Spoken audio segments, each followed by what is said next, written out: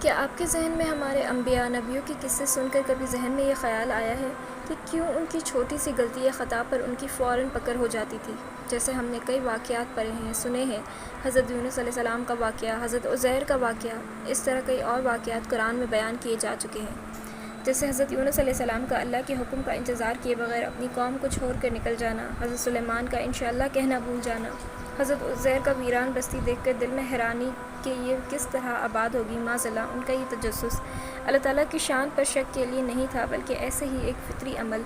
سب سے پہلے یہ چھوٹی خطائیں نہیں بلکہ اللہ کے احکام ہیں جو بہت اہمیت کے حامل ہے، پر یہاں ایسا خیال آنے کا مقصد یہ تھا کہ اللہ رب العزت بہت ہی مہربان، رحمان و رحیم ہے، تو پھر کیوں فوراً پکڑ ہو جاتی ہے؟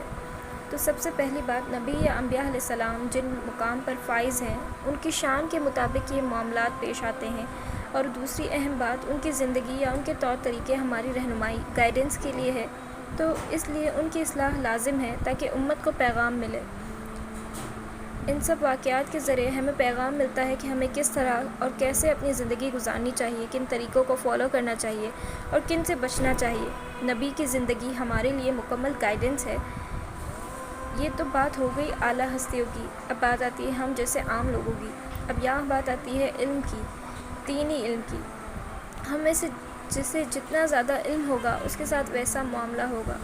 قرآن میں ایک آیت ہے کہ اے نبی کی بیویوں، اگر تم کسی کھلم کھلا فحش کام کی مرتکب ہوگی تو تمہیں عذاب دیا جائے گا دگنا، اور یہ اللہ پہ بہت آسان ہے۔ اور اس آیت نے مجھے بری طرح جھنجھوڑا،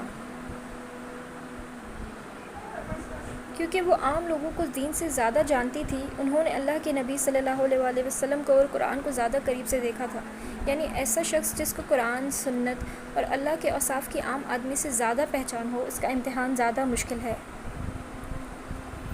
اگر آپ اہل علم ہیں تو آپ کا امتحان بھی سخت ہوگا اور سزا بھی زیادہ ہے، کیونکہ آپ کو اللہ نے علم اور ہدایت کی روشنی سے نوازا ہے۔ آپ روز تدبر پڑھنا چاہتے ہیں کیونکہ آپ کا دل قرآن سے ہی سیراب ہوتا ہے، یہ بھی اللہ کا انعام ہے، مگر اس کی وجہ سے آپ سے توقعات بھی زیادہ ہیں۔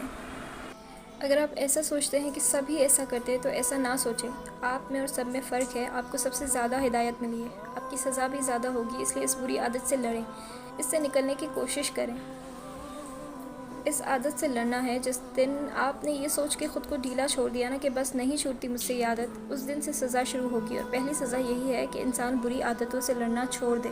سو لڑتے رہیں، جب تک لڑتے رہیں گے سزا صادر نہیں ہوگی، کیونکہ جانتے ہوئے بھی جب آپ کو الرٹ کر دیا گیا تھا کہ پھر بھی وہ چیز کرنا ظلم ہے۔ ایسے ہی جس شخص کو قرآن کے علم سے سب سے زیادہ ہوگا تو قیامت کے دن اسے حاضر کر کے پوچھا جائے گا کہ اسے علم ہوتے ہوئے بھی اس نے عمل کیوں نہیں کیا۔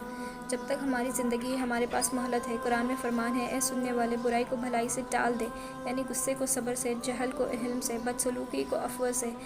اگر تیرے ساتھ کوئی برائی کرے تو معاف کر، جبھی وہ کہ تجھ میں اور اس میں دشمنی تھی، ایسا ہو جائے گا جیسا کہ گہرا دوست، یعنی اس خصلت کے نتیجے میں یہ ہوگا کہ دشمن دوستوں کی طرح محبت کرنے لگیں گے۔ اللہ اپنے بندوں سے فرماتا ہے جو اپنی جانوں پر ظلم کر چکے ہیں وہ رب کی رحمت سے مایوس نہ ہو۔ حدیث میں ہے کہ روز قیامت اس سے پوچھا جائے گا کہ اس کے علم پر اس نے کیا عمل کیا۔